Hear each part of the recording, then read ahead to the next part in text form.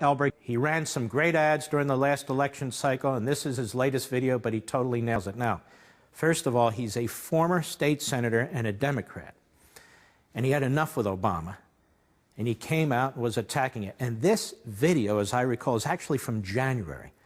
So we're going to look at it, but think about how prescient he is, and it was. Go. At this very moment, Americans sit anxiously awaiting the next terrorist attack on our soil. It's no longer a question of if, but when.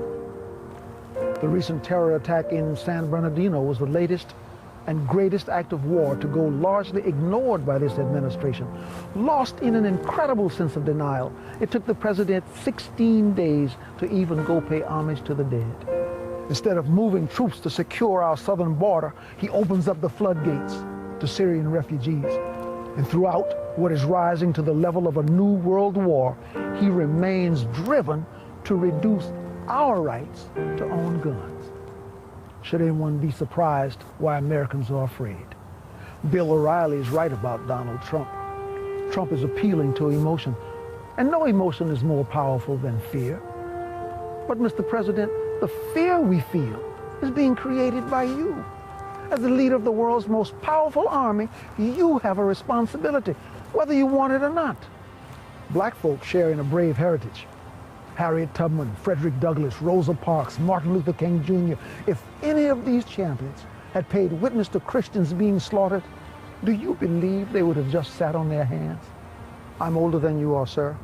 I was arrested for the first time 2 years before you were born, just for being black and refusing to leave a public library. I was prosecuting civil rights cases in Baltimore when you were only 12 years old, living in Indonesia. But over my 71 years, my love for America has grown deeper and greater. There's still some division in our country, but we have come so far in my lifetime to see the grandsons of slaves achieve Americanhood in every sense of the word. But I believe this president and his sympathizers feel just the opposite. Liberals share in a hatred for America and for the idea of American exceptionalism. And they project their own hatred onto radical Islam, suggesting that terror somehow is America's fault. In President Obama and Hillary Clinton's minds, we deserve this. In the Gospel of John, Jesus speaks of those who with blinded eyes and hardened hearts are unable to see the truth. ISIS does hate America, but they're not motivated by our exceptionalism. Like Hitler, they're motivated by their own evil desire to conquer the world.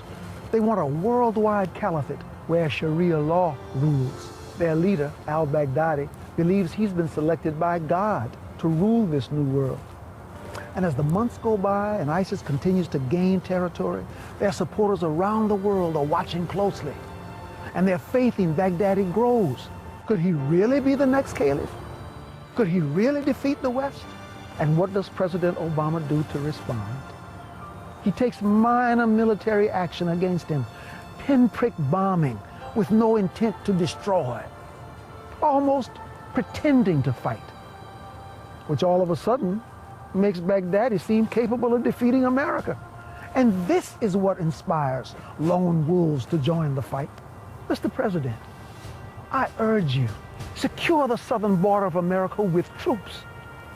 Stop the inflow of refugees from places like Iraq and Syria. And swiftly, with all American might, destroy ISIS and al-Baghdadi. Leave no stone unturned, and send a message to jihadis across the earth that they will never overcome the land of the free.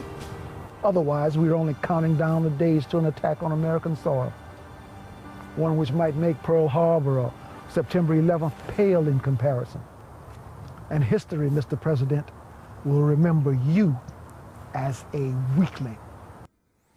Wow.